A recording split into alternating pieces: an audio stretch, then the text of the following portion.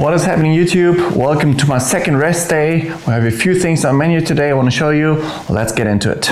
So since I actually got some time to do anything, we got a few things. We still gotta go to the shop. I got new bottle holders here.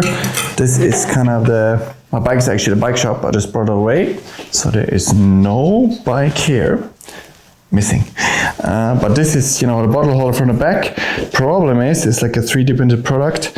And this part here, where there goes the screw in, as you can see, I have to get a new one.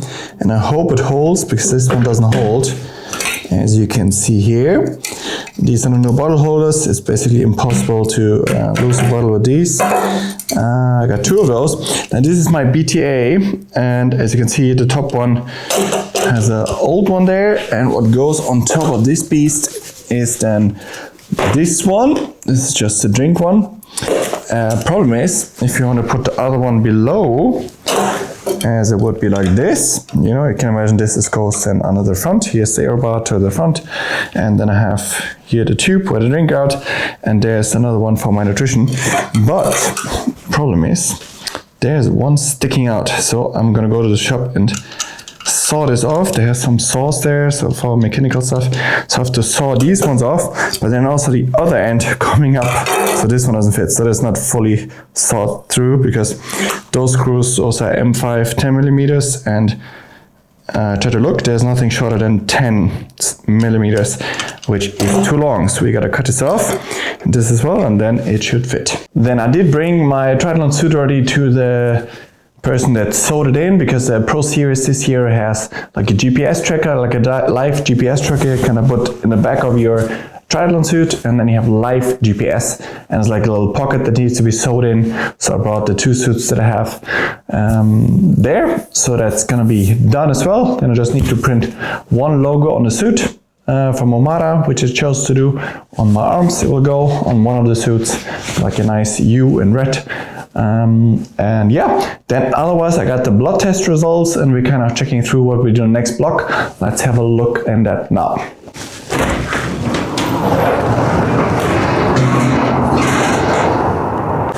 There, we are back in the garden chair. You can be honest with me, you missed it. I missed it as well. So we are back here. Let's pop the blood test results on the screen, so that's what the one I did at the Hula Lab. This is like the Olympic Center from Helsinki, where I do all my physiological testing, also blood tests to kind of see under the hood how's your health and all that. Let's pull those up so you guys have a look.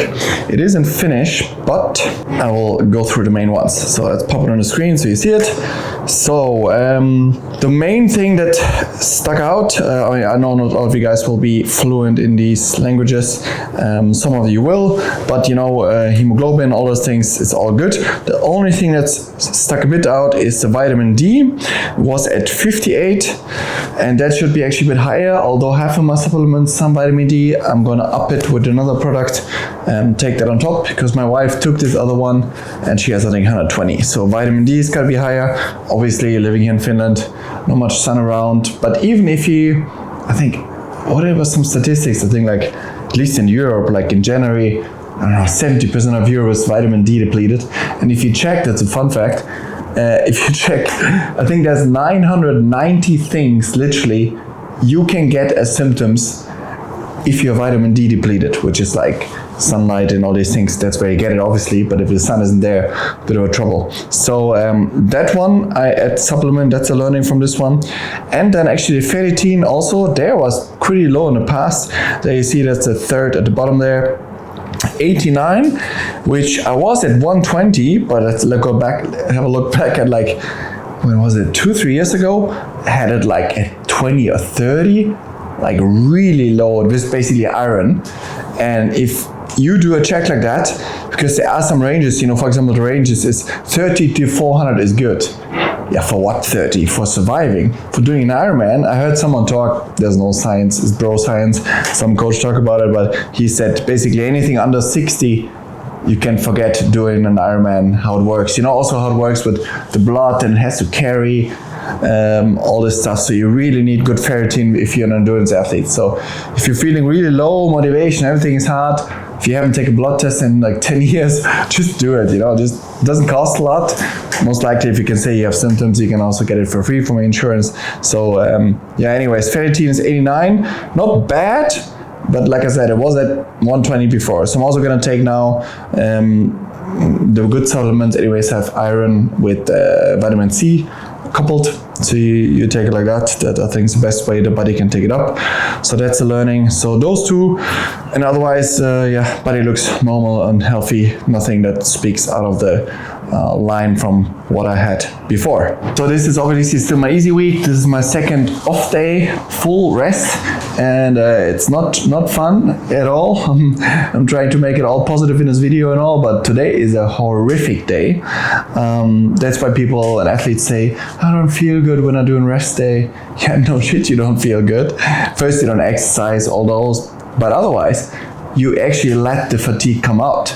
And normally, athletes only rest when they're sick, right? I mean, when do you take 2 days straight back to back off? But again, there's a reason I do this. I did one, but in the afternoon of the first day, you're kind of it's starting to come out, so I know I have to go through it. I did it before, and the second off day back to back, really, it's horrendous. It is horrendous. It is 10 times worse than the hardest training session you can do. It's not this, what you would think, I feel like I have a hangover. I feel like, I don't know, the body is really going through all the fatigue, which I know is great.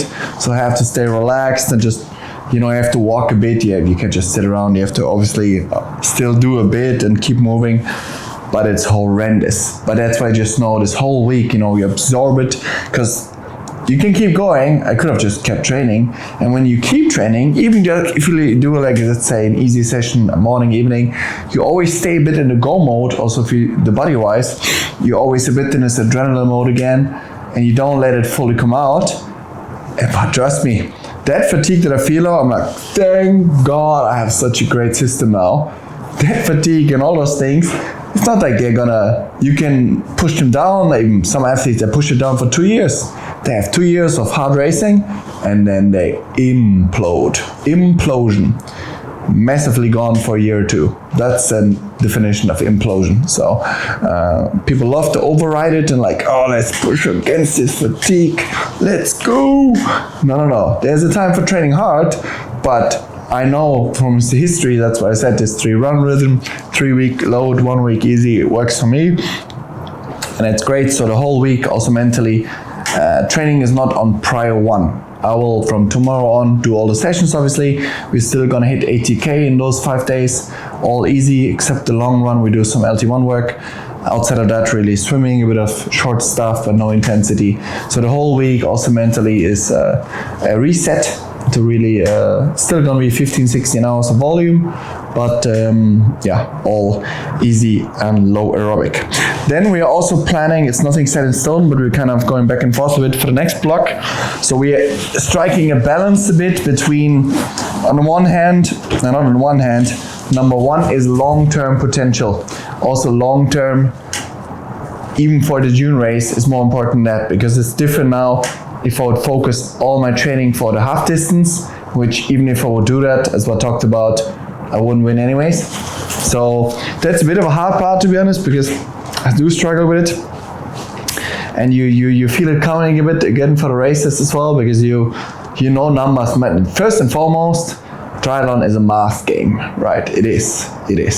So if you, of course, but many people have the numbers in training and they didn't do the mental game, and then they never win. There's plenty. I think just in a book, again, I read it from Chris McCormick. It was really interesting. He said he had he didn't say the name, of course, but he had a friend and training partner he trained with who was way better in the swim than him, way better biker, way better runner. Had everything. In theory, he said, you should kill all of us on racing.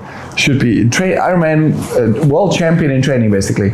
But once race day morning came around, he just shackled mentally, or even race week, and they implode. So they got nothing mental, everything physical. There's plenty of those around. They came from ITU up.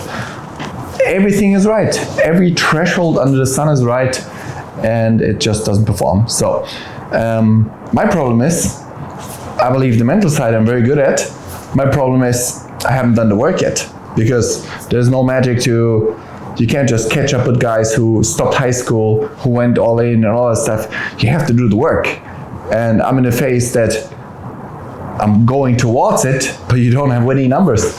And it's a math game. If you don't have winning numbers, what are you gonna do? So I'm doing as you see in training, I'm doing the absolute best I can. I'm training smart, I'm training hard, I'm recovering hard, and I'm doing everything I can. So the coming block, it will be for sure.